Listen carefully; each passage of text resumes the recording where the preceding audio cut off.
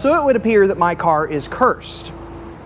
Well, actually, it's not cursed, but if you've watched recent posts that I've made regarding the turbo, the wheels, and everything else that's come along, you might get the impression that it is cursed, or that it's unreliable, or that there's something else wrong with it. Let me be clear that everything that has gone wrong with this car has either been because of unfortunate circumstances or my stupidity. You see, I'm not quite mechanically inclined, but I do know how to change a wheel, or change an intake, or change a filter. But it seems that lately, those things have resulted in me not having my car for periods of time. As you all know, the car got hailed on, and I had the hail damage repaired. Now, I didn't get all of it repaired. There are still some dents in this area and on the doors, but there's nothing on the roof and nothing on the bonnet, so I at least got those fixed. And then recently, I punctured a tire. And this was a clean puncture. This went completely through, and the tire deflated in about 30 seconds. So I went from 38 PSI to 5 in a matter of 30 seconds. By the time I had stopped the car, it had gone to 0. I tried to reinflate the tire. Unfortunately, I was reinflating it, but only enough to get the car up onto the tow truck before it completely deflated. The car did drive up on the truck under its own power at least, which is nice, so they didn't have to pull the thing up there. But nonetheless, I had a punctured tire. So I get the tire patched. I find out that these tires are directional, meaning I can't rotate them from one side to the other. I can only rotate them front to back. So there's something I just learned that I was not expecting, and that frustrates me, especially when it comes time to rotate tires. Although it does mean that it will be a lot easier to rotate them, as I have to go front to back, and I don't have to cross, at least. So there is that.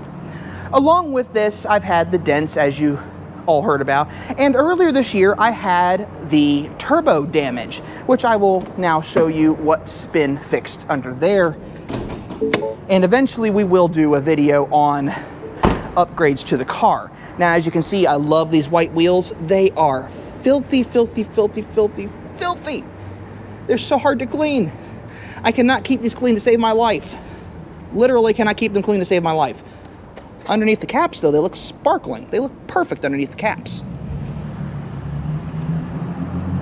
So, in the engine bay, we finally got the pipe done correctly. There's a brand new turbo under there. It's an upgraded turbo. It's a better turbo.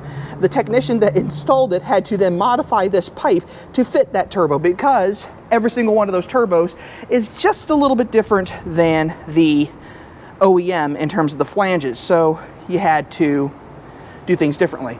I've had this engine bay opened up and changed on so many occasions that these are all scratched up and damaged now. I may actually buy new covers here, because these have gotten all chewed up and clips are missing and stuff like that. I do have the new intake in here. This sounds really, really good. It is amazing. I have the forge pipe in there, the new turbos in there. Everything sounds really, really good. And I got more stuff coming. I have intercooler piping from ECS Tuning. I have speakers from Alpha One. I have, well, I don't know what else I have. I have lots of other stuff coming. Lots of other little things here and there. We finally got the alignment dialed in thanks to Blue Label Racing. They got that perfect. They got the height of the car perfect. Everything is perfect, aside from the little things that keep popping up that cause me grief.